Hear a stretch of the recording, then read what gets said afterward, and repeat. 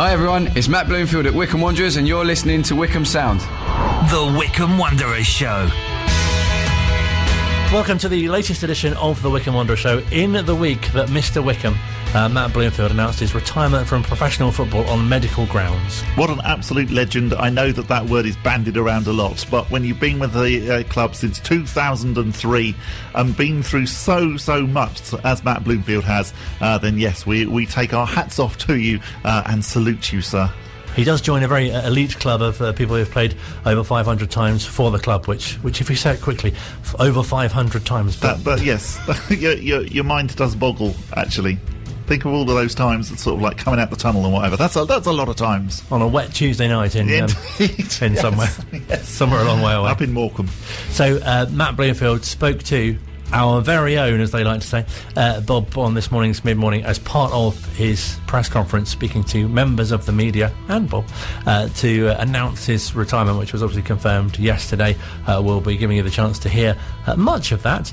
Also, we'll hear from Bob as well. He was at Adams Park on Saturday for the MK Dons game. I like the way that you left a little pause there. Bob again. Oh no, we've got to hear from Bob again. Yes, indeed. I was at the MK Dons game. We could just leave a gap if you prefer. Wouldn't be the same show if we didn't. We will also be hearing from Gareth Ainsworth with his thoughts about events both on and off the pitch in the game against MK Dons, and we'll also hear from Bayo as well. In between all that, we'll catch up with former coach Jim Melvin as well, who worked under, a number of managers, as you'll hear, and now, today, has flown back from the Old Firm derby. He's a Celtic season ticket holder, but lives just outside Gerrard's Cross. That is very, very impressive. Logistically, sounds challenging, doesn't it? I mean, does he literally go to all the games? You know, no. Does he? Oh, okay, all right, that's more interesting. You know, because you would imagine that he would go to the Old Firm game, whereas Absolutely. You know, when they're playing Dundalk. Yeah, indeed, yes. But no, I don't think they play them very often because that's a League of Ireland side. Oh, is it? So, yes.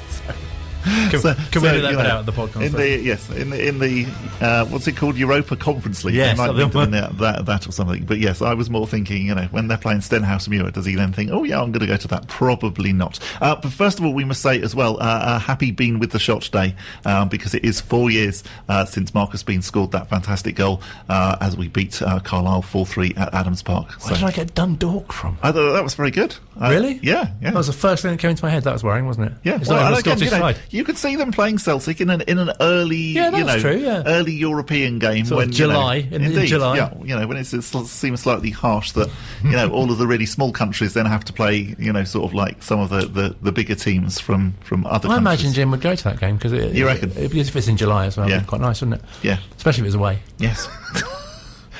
For season ticket holders, they probably get a really good deal. Anyway, Matt Bloomfield is the story, obviously, that everyone is literally talking about, and quite rightly so, as we say, played over 500 times for the club.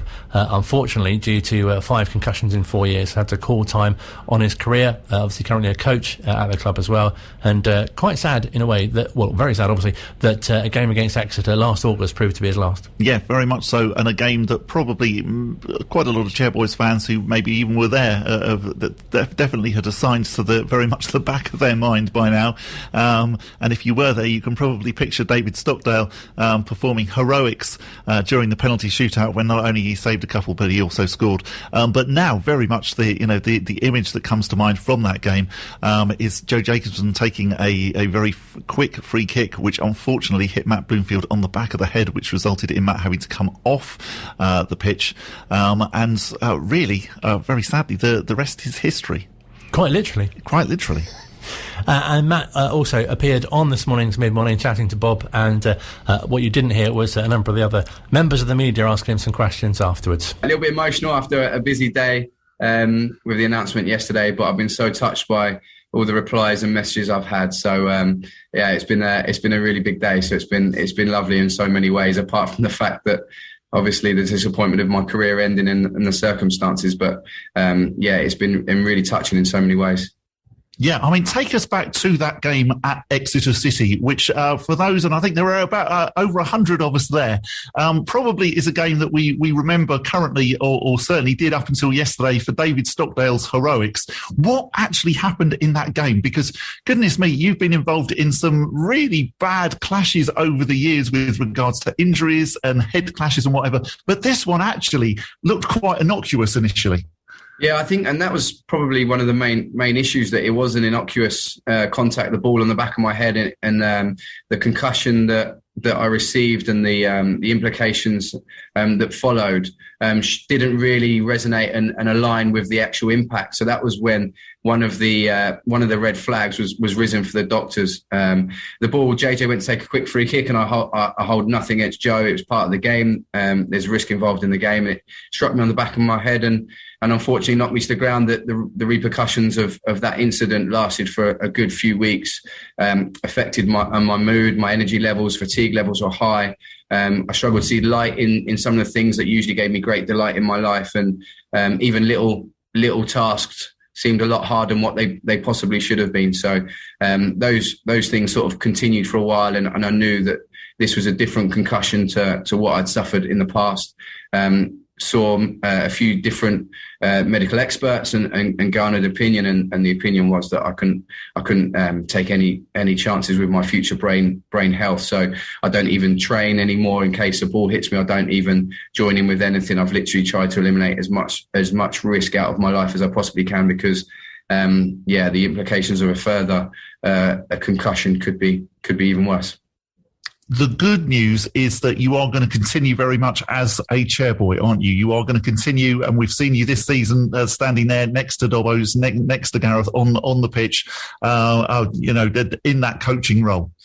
Yeah, the good thing that the incident has given me is since August I've been acting as a coach rather than a player coach. It's given me 6 months head start into that role than where I possibly could have been. So for every cloud there's a silver lining, if you know what I mean, and that's what it's been for me. I've really enjoyed the 6 months working alongside the gaffer and Dobbo and tried to have an input. I've been really, really pleased with how they've listened to my opinions, but also, my respect for the job they've done over the years. I can't understate how much I respect those two gentlemen. So I'm never going to try and tread on anyone's toes. I'm just trying to add my little bit of value to what we do around here as well. And I've absolutely loved it.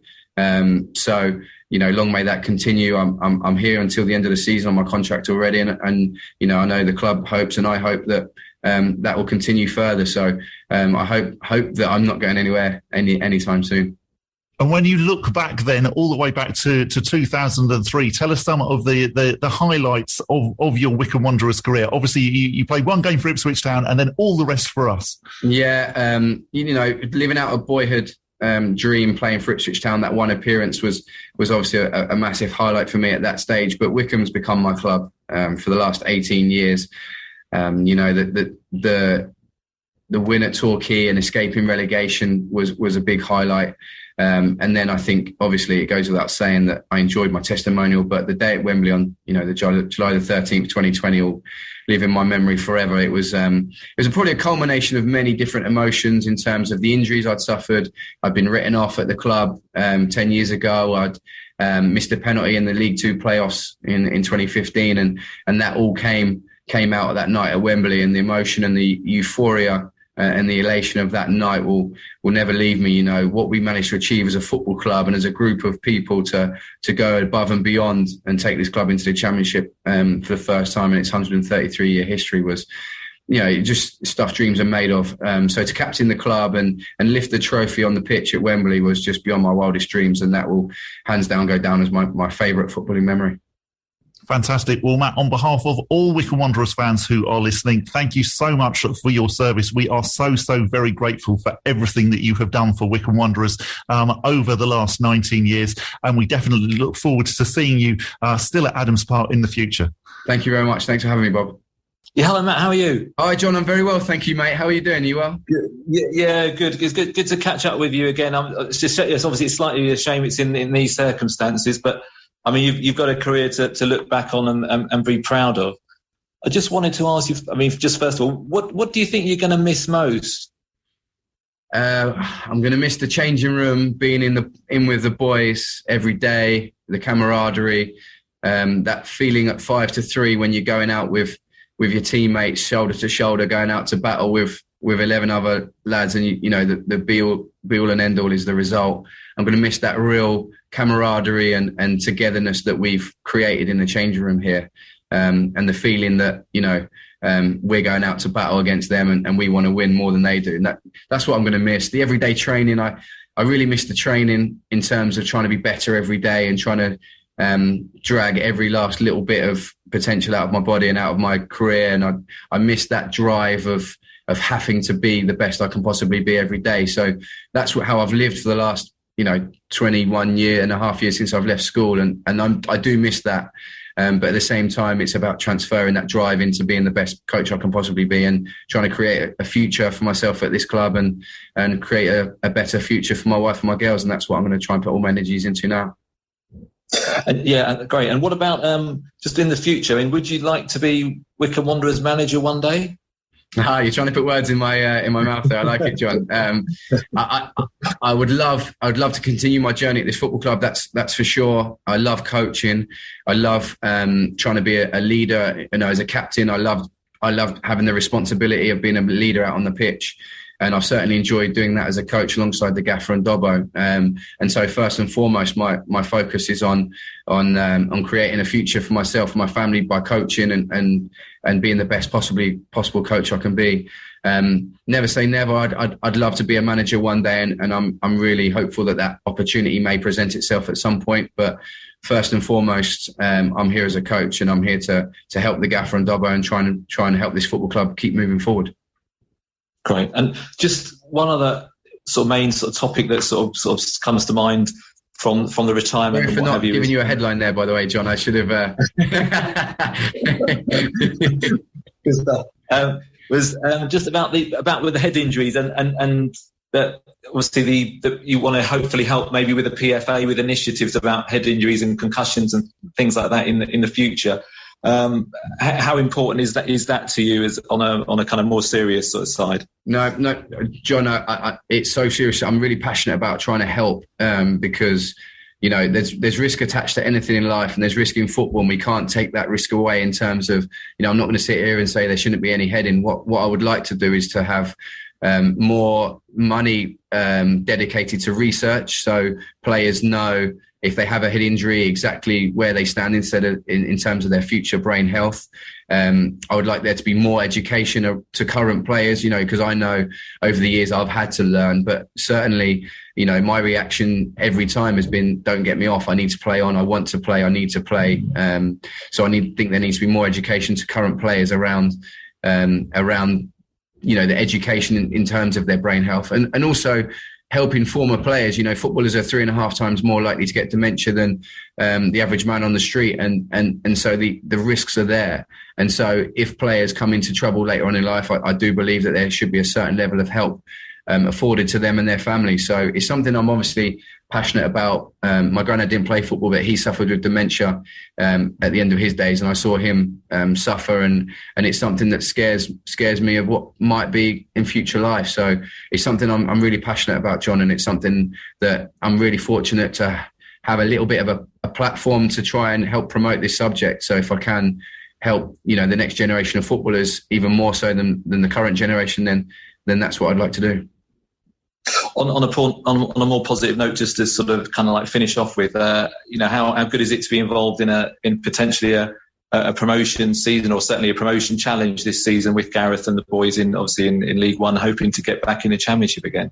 Oh, it's been absolutely brilliant so far. A couple of disappointing results the last 2 weeks, but we know what we've got in the change room. We know what we are as a club. I still believe we're punching above our weight for where we are as a club. Look at some of the budgets and some of the clubs that are involved at the top of the league. But having said that, that's not being pessimistic. I know that we've got a great football club here. We achieved promotion 2 years ago.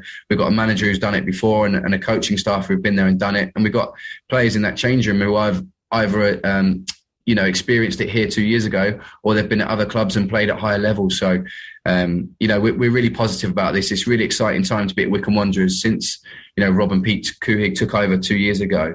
the club's gone from strength to strength, and as owners, they've been incredibly supportive for me, and also, you know, the lads in the change room and the club as a whole, and we're developing all the time. So it's a really exciting time to A, be involved at Wycombe Wanderers, and B, be involved in this season, because, you know, we've got 17 games to go and 3 months of the season, which will go by in a flash. So we have to make sure we savour every moment and make sure that every day and every match matters, because at the end of the season, all those little moments add up and give you your end result. So I'm really looking forward to getting our teeth stuck into the last 17 games. Brilliant, Matt. Thanks very much. And, no worries. Thanks for having me, John. Lovely to see you, mate. Thanks a lot. Cheers, mate. Cheers. Take care now.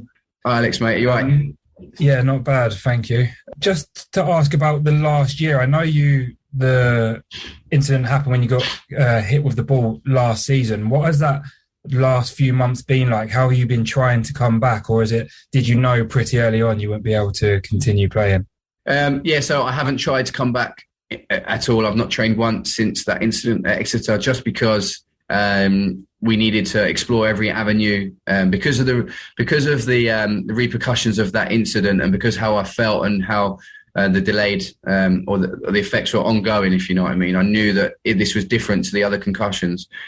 So we had to explore every opinion and every advice we could get before I made that decision to go into, you know, a couple of times I tried to start exercise and then I didn't feel right, so I had to stop.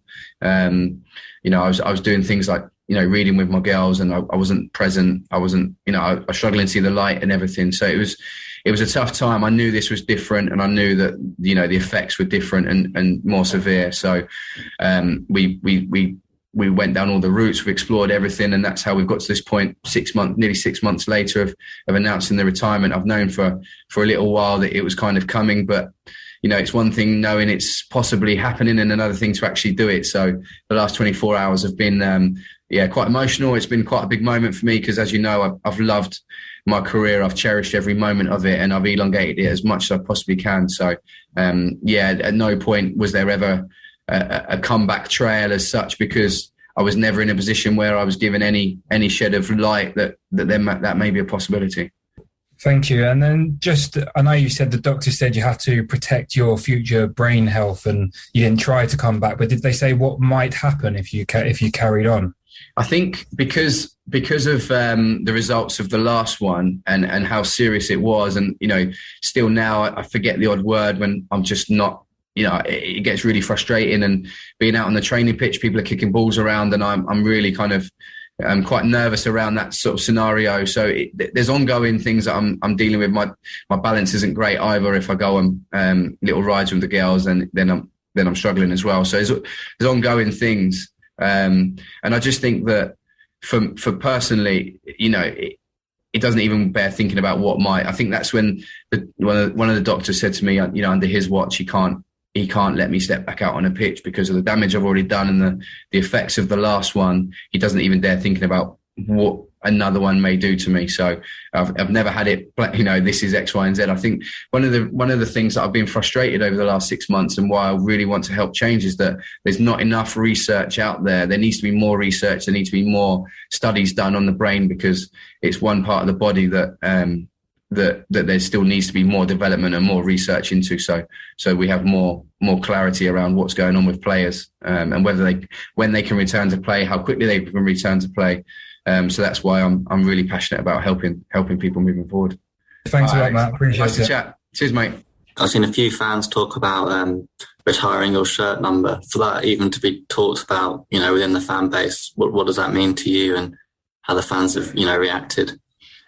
Yeah, I don't think anything can really prepare you for the reaction that I got yesterday. And, you know, the way the supporters, the amount of messages I've got, I've still not had a chance to make sure I've read it. And I've made a deal with myself that I'm going to read every single message I can possibly find to reply to people and say thank you. And if I don't, then I apologise in advance. But, you know, to even someone suggest that you might retire a number or something in that breath is just so touching. You know, I've been here.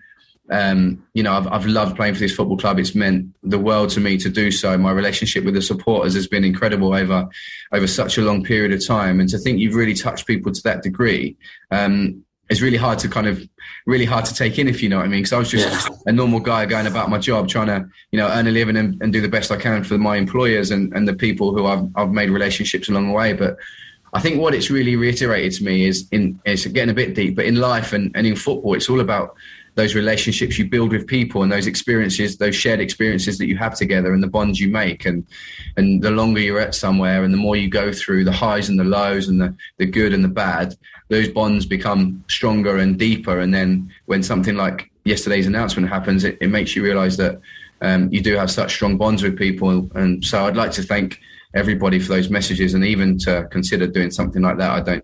I didn't expect it, but yeah, thank you very much for everyone's kind thoughts. Really nice to hear from Matt, and obviously interesting some suggestions. There's been talk of a statue, there's been retiring the shirt, there's I'm sure all sorts of fitting tributes. Yeah, there's going to be a special tribute on Good Friday when we're home to Plymouth Argyle, but I think what's really nice is that obviously we haven't got a game unfortunately this weekend, but we are home of course to Shrewsbury depending on how you say it, on Tuesday night, and I'm pretty sure that Matt will get a fantastic reception whenever he comes out onto the pitch, even if it's not sort of like an official thing.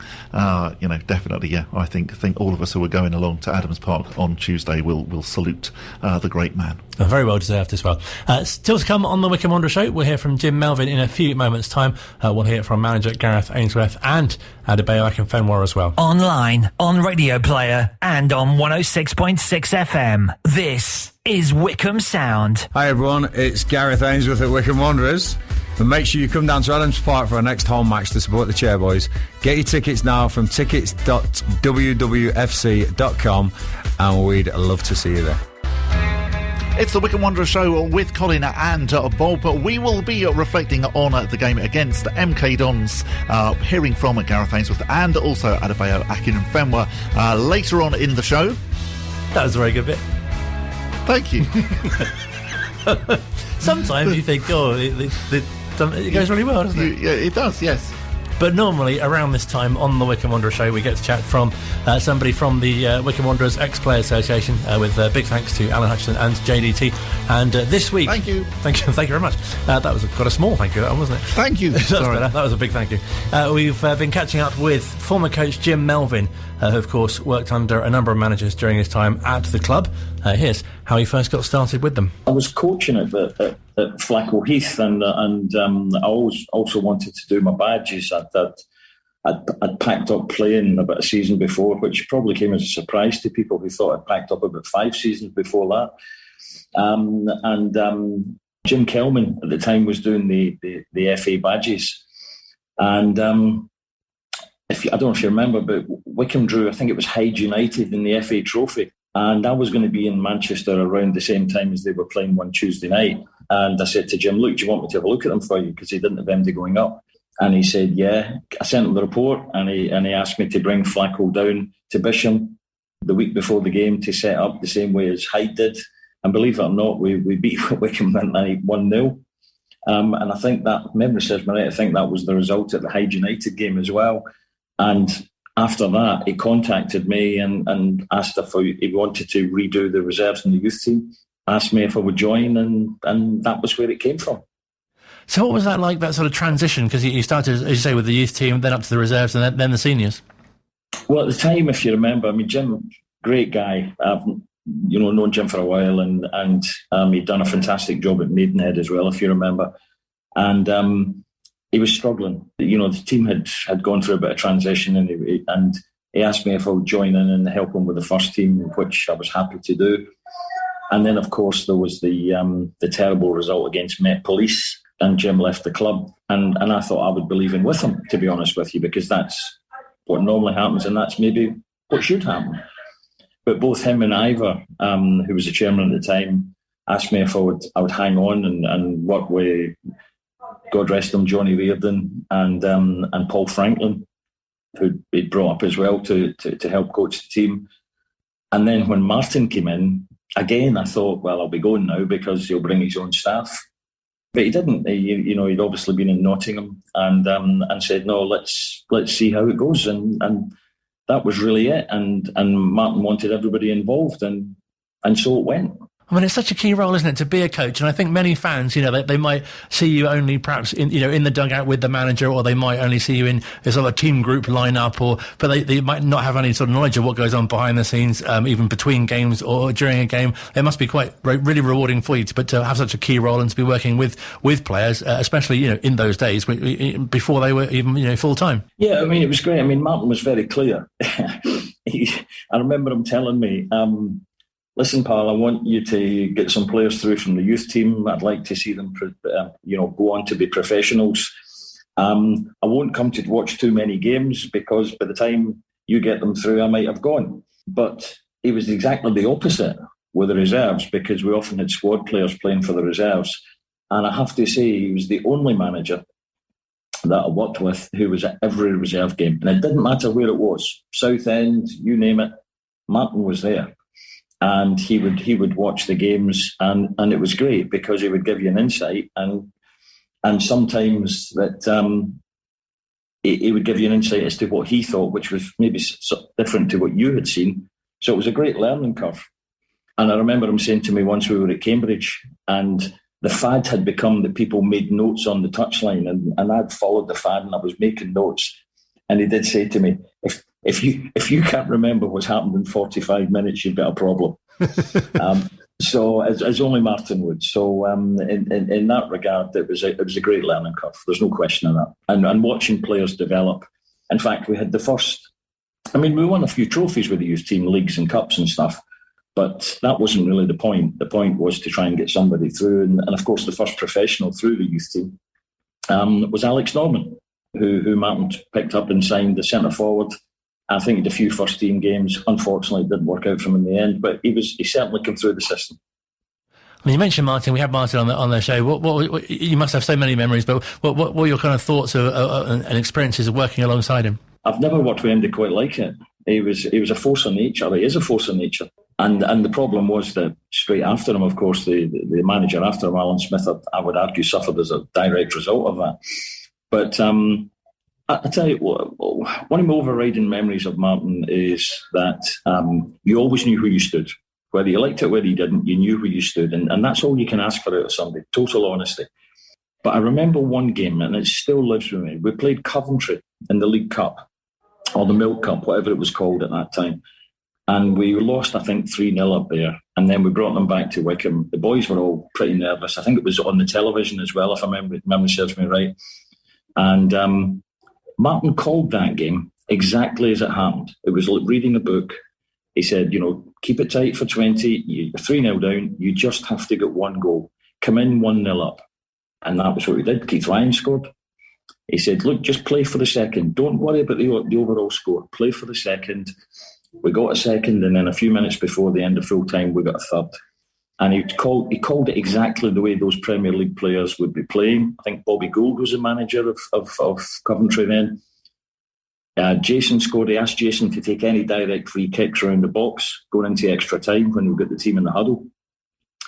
Jason scored, and I think ultimately we lost in away goals. But I remember sitting in the dressing room after the game, and we were all so disappointed at going out. But Martin had called that game like reading a book, and I thought it was brilliant.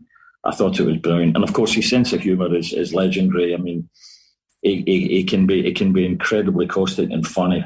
And I've seen him, with various players. I know the story about him asking one player if he was religious, and when the lad said, "Yeah, he had religious beliefs," Martin said to him, he said, "Well, I suggest you go to some church tomorrow and pray for some ability." So, I mean, it was great to learn from it, and a great character. And yeah, lucky to have worked with him. I mean, I think so many fans as well, don't they, depending on their age, I guess, have particular favourite sort of eras, and they think their era's the best. But to be working with, many of these players that we've had on the show as well, people like Glyn Creaser and Matt Crossley and Keith Ryan and Paul Hyde recently as well, we spoke to, and Keith Scott. It must have been fantastic for you to be coaching them. It was great. I mean, most of my time was spent with obviously working with the reserves and also working with Heidi, who's a great character. But yeah, I mean, it was such a, what's the word I'm looking for? Unique set of people. Scotty, Jason, Martin Blackler, Guts, Gary Smith, Andy Kerr, who I now think's in Singapore, Stuart Cash, all of them. They were just such a great... And everybody got on. There was no cliques, and Martin was very, very, very clear that he just did not have cliques in the dressing room. You were either in it or you weren't. And boys like Simon Stapleton, John, even after he'd gone, with boys like John Williams, if you remember, the Flying Postman, who were just great characters. And that group of people were just very special, which is why I think, we occasionally still get together. Boys are all over the place now, but occasionally still get together. Westy, it's just a real pleasure to see them. It's that simple, because it was so unique. And to be involved in, groups that got to Wembley, obviously for the trophy final and the playoff finals, that must have been so special as well. Obviously the day itself, but also the sort of the journey, if you like, of getting there. Yeah, no, listen, it was great. I mean, the first one, I remember we went up to, I think, Northwich Victoria in the quarter-final, and we beat them up there, and we'd Altrincham in the semi-final, 1-2-1 in the game from being 1-0 down. And we went to Altrincham, and we'd stayed in a certain hotel, I think near Stoke, for the Northwich game. I remember saying to the gaffer, we've got to stay in the same hotel, we've got to have the same food, we've got to do this, all the nonsense that goes with it, this sort of... And he was very, very superstitious as well, Martin. So in that regard, we stayed there, and of course we went up. I remember Gary Smith, who's now Nashville, I think, with Gubbs, coaching, and he was out injured, and he had a cast on his hand, and he was banging on Altringham's door, or I think he actually smashed the window, if memory serves me right. Just to get everybody going. And of course we won there 2-0, and the journey back from Altrincham will live with me forever. It was just fantastic, and we got back to the ground at some unearthly hour, and there was loads of supporters there. That was what it meant to people, and that's sometimes what people forget, just exactly what it means to you as a supporter. It was fabulous. And again, going back to Wembley in 91, I remember Martin keeping the boys in the dressing room a wee bit longer than the FA wanted them, so that Kidderminster were in the tunnel under pressure. And, I'm not sure if it actually helps any, but it certainly made them a wee bit more nervous. And I remember those kind of things. Martin said, stay here, let them wait. Great days. You never... certainly I didn't. Never thought I would see those kind of days. And yet, here you are. You've been lucky enough to be part of as I say, a unique set of people, led by a very unique manager, 3 times, and won 3 times. So the team won 3 times. So in that regard, they don't get more special than that. And look back in them with very fond memories. And as I say, some of the celebrations back at Adams Park and the people that were there, it was just fantastic. And, I remember when the boys won the first one in 91, people crying, grown men crying. That's what it meant to them. That was how much it meant. Fantastic for you that you got to stay on after Martin left and still work with other managers as well, like Alan and John Gregory as well. Well, yeah. I mean, Alan... It didn't go great. But I remember, Alan almost tried to make us Crystal Palace to some extent, and it didn't work out for him. But I do remember, I think it was it 96? And I think we'd only about 4 points by the September or October. And we went to Peterborough, 3-1 up, lost 6-3, if memory serves me right. And I went home that night thinking, this is not good. And about 9 o'clock, 9:30 that night, the chairman rang, and it was Ivor. And he said, be in my office at 9:30 Sunday morning, don't be late, and put the phone down. And I thought, right, okay, well, I guess I know what's coming now. And turned up with Neil Smiley, who's one of the best coaches I've ever worked with, and a guy that never really got the credit he deserved. He's such a lovely guy and such a good coach, very detailed. And we arrived thinking, well, this is it. But in the end, it was Alan who was sacked, and surprisingly, David Kemp, because I thought David Kempe was a really good coach also. And he said, right, Neil was going to take over as caretaker with myself, Terry, in the dressing room with the players, and get on with it. And I remember Ivor saying, if you do well, you'll both be considered. I never really thought that would be the case, but with 5 games, 2 of them were against the top teams at the time, Bristol City and Stockport County, I think it was. And Bristol Joe Jordan was managing them alongside Johnny Gorman, who's an old pal. And we beat Rotherham 4-2, I think, in the first game. And then Notts County. And we're thinking, this is easy. So with 4 points, we've now got 6. And then we lost at Bournemouth and so on and so forth. But John Gregory came in after that with Richard Hill. John's a good guy. He was fair to me. He was really good. I thought he was good with the players. The players liked him. I offered me a new contract, but at the same time, I'd been offered a business opportunity, the one that I'm in. And for me, and as my other half used to say, it said Wycombe Wanderers on the gates, but I thought it said Barcelona. But reality kicks in. You got to look after family, and I chose to do that. But then you returned to the club as well with Neil Smiley as well, which must have felt quite different. It did. And if you remember at the time, we set up the Centre of Excellence, and I had also for a while taken on the community stuff. But I did it under my own company and got it up to about 70 schools. And we got the Centre of Excellence going and so on and so forth before moving on. Neil was, as I say, I don't think Neil gets the credit he deserves. He was a really, really decent coach and a very decent man. He's still counting Neil as a friend. And he was just a good guy who wanted the best. And for a while, players just wanted to do the best for him, outside of the fact that, as I say, he was just a very, very decent coach. I had his son playing for me a while at Marlow, Jack. And as I said, working with Neil was really good because he really got everybody involved in the detail of coaching and what he wanted and how he wanted it. So, he did really well.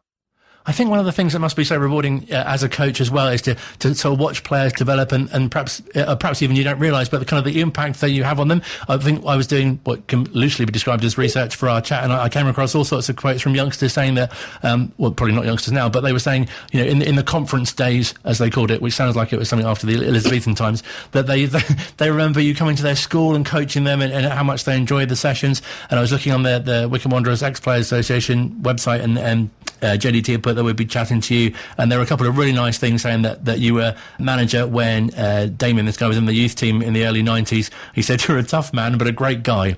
He was also the men's first team coach at Marlow when I was there, and ladies team manager in the middle to late 2000s as well. David Melly, this sounds like you died. He's put these aren't tributes, but it's nice to know, isn't it? People are saying He says it's been a while since I heard Jim's dulcet tones, a quiet Scottish lilt, although they were quite a bit louder when he was shouting at me from the touchline during my time playing under him for the youth team. But a great guy, and really enjoyed the times working alongside him as youth team development throughout the early 90s. So it's fantastic to know that you've had that sort of impact on players at all different stages of their careers. That's lovely to hear, and I really appreciate it. I mean, with some good lads come through, I can think of some boys in the youth team that I think could and possibly should have gone on further. Obviously, I mentioned Alec Norman, Mark Schiaraffa was a lad, Damien, who was at the club. With some good lads come through, and it was good because we had to start locally and work from into out to try and get players down to the club. And at one point, we used to have trials every summer you could get 300-400 people sometimes coming in for trials, and trying to get that down to a group of people that you wanted to work with. But it was infancy for the youth team, and to be fair, I know finances are a huge part of what people do these days. But it's a real shame that at this point the club doesn't have the youth team. Although I understand that that's where they want to get back to, and that will be great the day they do, because if you're attracting local players and you see them develop, as indeed I was lucky enough to do in many cases, and even if they don't actually get to where they want to be at Wycombe, if they're developing and then go on to another club and they're playing football and playing at a good level, it's really good, and it's good for them. More importantly, it's good for them. So it'd be nice to see at some point, and as I say, I know there's ambitions to do so, the club getting back to being able to attract local talent, but it is so very costly at this time. And you mentioned your business. People may not know that you're still connected with the club today. I am.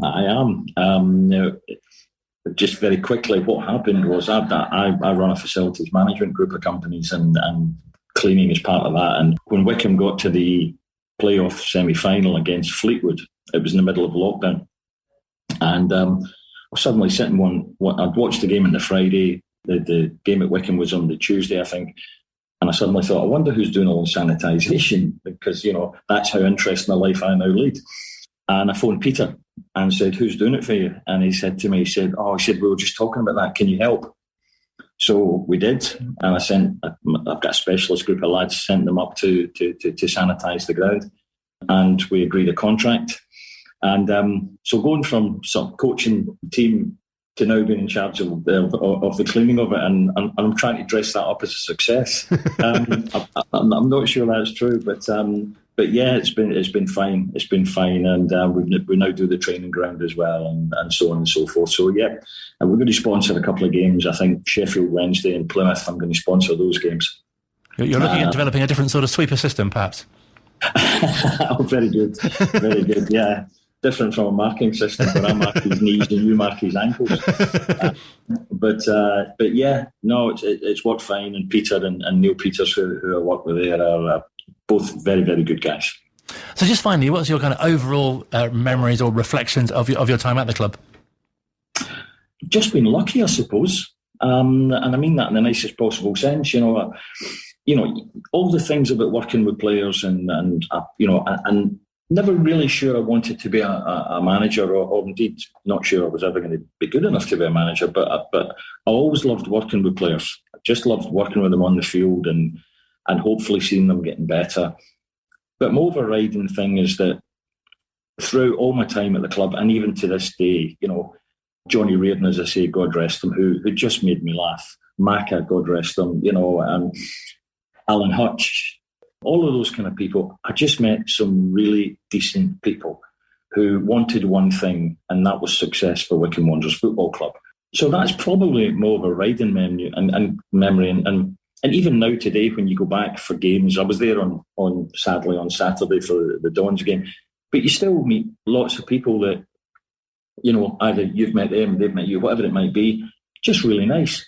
So that's probably my overriding thing, Colin, that met and worked with some lovely people, and going back to the obvious one, spending time and working with Martin was an absolute education, and one that I was lucky to get.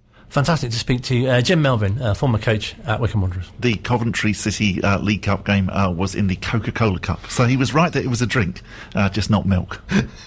And big thanks to, again, JDT and Alan Hutchison. More from the Wycombe Wanderers ex-players next week. Online, on Radio Player, and on 106.6 FM. This is Wycombe Sound. Final part of the Wycombe Wanderers show still to come. We'll hear from manager Gareth Ainsworth and Adebayo Akinfenwa. But first, in Wycombe Wanderers at Women News, they went down 7-0 to Moneyfields, though Moneyfields did go top of the table with that win.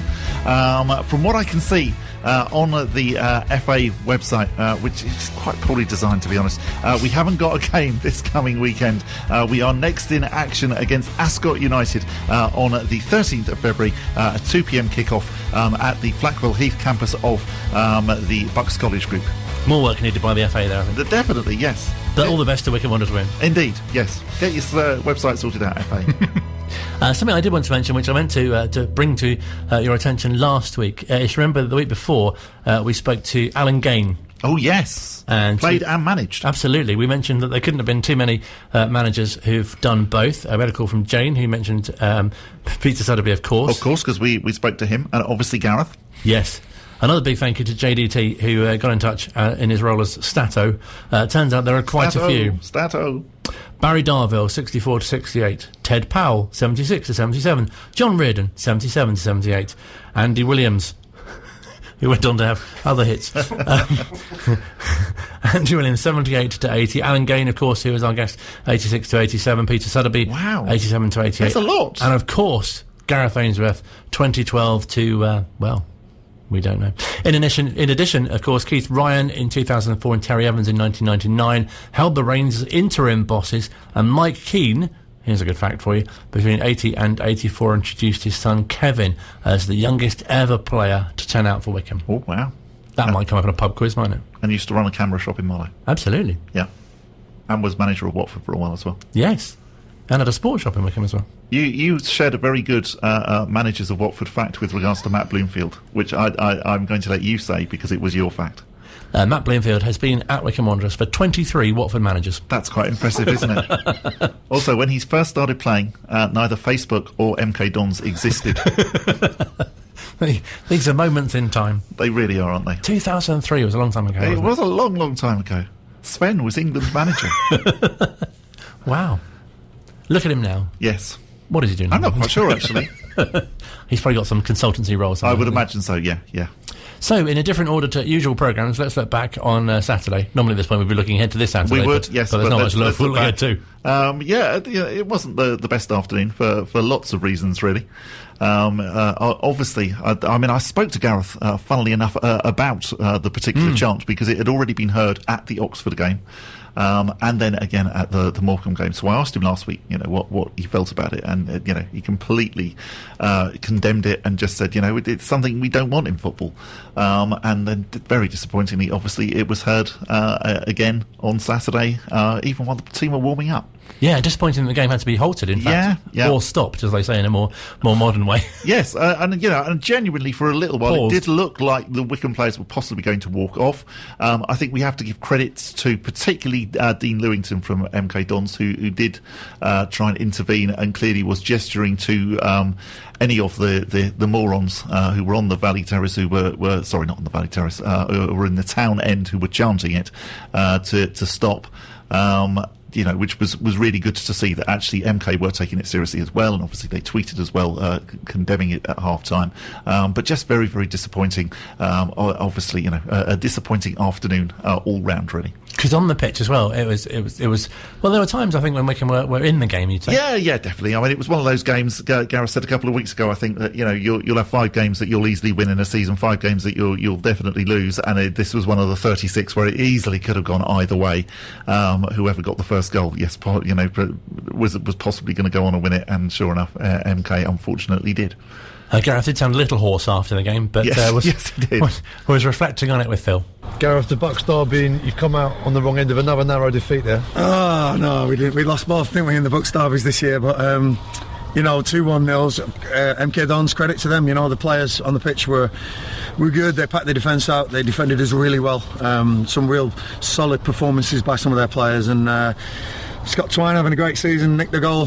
We didn't react quick enough to the bounce off, and that's the tale of the game. There wasn't many brilliant chances in this game, today, and it's going to be like that. Top of the league tables, but it's great to be involved in a 4th versus 5th or whatever it was, and Bucks derby, and like I say, it shows how far we've come, and proud of the boys, proud of the efforts, but I know we've got to work on a little bit of quality, and when we get that ball up there and it comes back out, we've got to settle it better. We've got to be able to play that killer pass, play that pass that will enable us to get a great cross in the box or get us into the opposition box, and we didn't do that today, but MK worked really hard to stop us doing it, so that's the tale of the game, and well done, MK.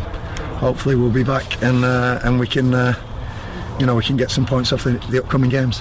Half-time substitution, quite rare. It is, yeah. Wycombe, Sam Vokes, and a change of shape as well. Was that premeditated, or was that reacting to the game? Because I know Vokes is coming back from COVID. If Sam Vokes had been back from COVID earlier, I think we probably would have started with that shape. I think that would have caused MK more problems. But again, one of those things, hands tied a little bit. He only trained for 10 minutes yesterday after his COVID, and it happens, and it happened to us. Josh Cohen as well being out, and Dominic Gape, some key players out at the moment, and once we get them back, and Vokesy firing again, and I had a really strong bench, and like I say, proud of the squad. I'm sure we're going to be up and around it at the end of the season. Just a little blip at the moment, and the boys are down, but they'll be up rocking again on Monday, Tuesday to hopefully work hard on the next games. Cheltenham, Lincoln, and first of all Shrewsbury.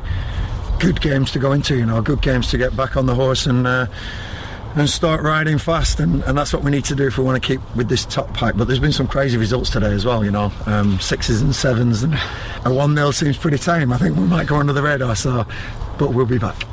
back-to-back defeats and no game next weekend. Is that a good or a bad thing? Because sometimes you just think, well, let's get this one out of the system, but there's no game next Saturday. No, it's good. It gives us plenty of time to reflect and work on this game and have a look, and there's always stuff to work on. Yeah, I'm frustrated. There's a few little bits I want to work on. I don't want to give it away too much because people will be saying, oh, they've worked on that. So leave it to me and my staff, who I'm very proud of, and we'll be back on the winning trail pretty soon, I'm sure. The game was disrupted because of chanting from the away end, and the game was stopped momentarily, and you spoke to the ref, and Dean Lewington spoke to Adebayo Akinfenwa and then gestured to the fans, and the MK Dons had to do a tweet at half-time. What was your take on it all? My take was there's a chant going around at the moment which is below the line of acceptability. You know, there's banter and there's a little bit of stick that people give each other, but just drop below the line of being acceptable. I think the referee was aware of that. That's why he stopped the game. I went over to speak to him, and I think protection of the players is very, very important, and standards. Listen, I'm not perfect by any means. I'm not saying I am. I've made mistakes in my life, but you seem to make that mistake and then you learn and you don't do it again. This seems to be happening and again, and it's really disappointing. I'm hoping that us keep reporting these things will get reacted on, because there's no place for this stuff in football, you know, whether it's racist, homophobic or just derogatory chants. I think they're out of order. Like I say, I know there's a people will be saying, oh, whatever, you know, there's a line, and I think, you know, you slightly drop below that, you've got to have a look at yourself. But listen, Liam Manning's apologised and he doesn't need to, and Pete Wincombe apologised, he doesn't need to. It's the people who are singing it need to apologise, and they need to go to Akinfenwa and look him in the face and apologise. I'm not sure many of them will do that, but it's something that we don't want in football, and I'll leave it at that. Really interesting to get the thoughts of the manager, and Adebayo Akinfenwa spoke to Bianca from Sky Sports after the game as well. Bayo, it's disappointing on...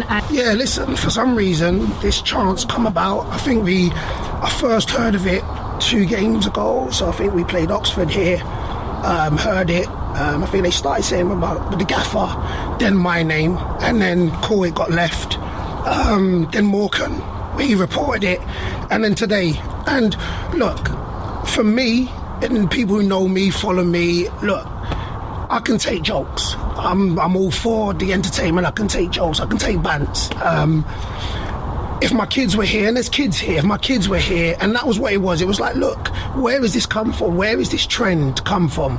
And the reason why I went up there and started to say, look, you can come out, was for those that can't put this on their shoulders. Look, people I don't know, I've always said this, if I don't know you, how can you can't affect me, but there's going to be individuals out there that they would feel some type of way, and what I wanted to happen now was for it to get nipped in the bud. Look, it's not a trend, it's not funny, like the words they're saying, the chants they're saying, there's no bands to it, there's no, like we went away to Ipswich a couple of weeks back and we went back and forth and it was bants, and there was, I didn't mind going back and forth with them, and it was just some entertainment. This is not. So for me, what I want to come out of this is nip it in the bud. And some people be like, oh, listen, it's a joke, and you know, if you know me, I can take a joke. I mean, that's not a joke, so let's please nip that in the bud. Whatever the authorities need to do, shut it down and we'll keep it moving. Players can take stick, they can take the banter, but there is a line, and that was absolutely crossed today, wasn't it? Do you feel like because of what happened, you know, the game was momentarily paused, Gareth Ainsworth spoke to the opponent's bench, he also spoke to the referee, and I think MK Dons have actually released a statement apologising for what's happened. Do you feel like that'll be the end of it now? Listen, for me, the chairman came up to me, the manager came up to me and said that's not what they stand for. I said thank you. You know what I'm saying? Took big of them to say that. Look, as long as whatever it comes out and it doesn't happen again, then I can handle this on my shoulders. I keep saying that. As long as no next player has to be hearing this when there's kids in there, it can be put to rest and be shut down as long as it don't happen again. So for me, anywhere that knows me knows I'll take it on my shoulders out here, but they've crossed the line. Enough's enough. We spoke on it. As long as it don't happen again, I'm good. credit to Pete Winkleman and the MK Dons staff, I think, for saying to Bayo and Gareth and apologising.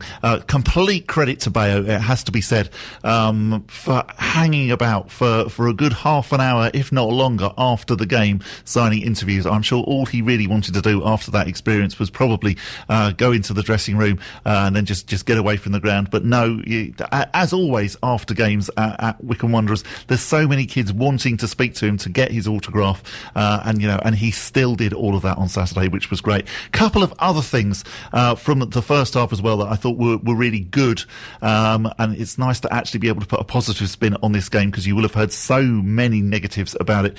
First of all, the minute's applause for Richard Bignell, which was absolutely fantastically observed, not only by the Chairboys fans but also by those from MK Dons. He will be very, very much missed. And then also the incident that happened just before half-time when a fan was taken ill on the Valley Terrace, and all of those on the Valley Terrace made a big noise to alert David Stockdale, and then those on the benches who are obviously trained in first aid, and both Wycombe and MK Dons members ran across and tended to the fan, who luckily then was okay as well. But a couple of positive things in amongst the MK Dons gloom. Definitely. Fantastic. Thank you for that. And a quick mention for the two midfielders arriving on deadline day as well. Yes, yeah. So that's really, really good. Great to have Lewis Owing. Very pleased to have him on the Wanderers team, and looking forward to seeing him. And of course, we've also made a loan signing as well. So Jack Young has joined us from Newcastle United. Oh, see, that's it. We've ended on a very positive note. Yeah, indeed, yes. Hope you've enjoyed the show this week. Obviously, no game to look forward to on Saturday. Ooh. What will you be doing on Saturday? That's a good question, actually. I haven't really decided yet. I've rather sprung that on you, haven't I? You have, yes, yeah. I'll be, yeah. I might fall asleep, actually. We've got the Shrewsbury game. Definitely Shrewsbury. Shrewsbury. To look back on next week, and we'll be previewing an interesting run of fixtures as well, as we're into February now. Yeah, and interesting what Matt Bloomfield was saying about, the season is suddenly going to come quite quickly to an end, isn't it? 17 to go.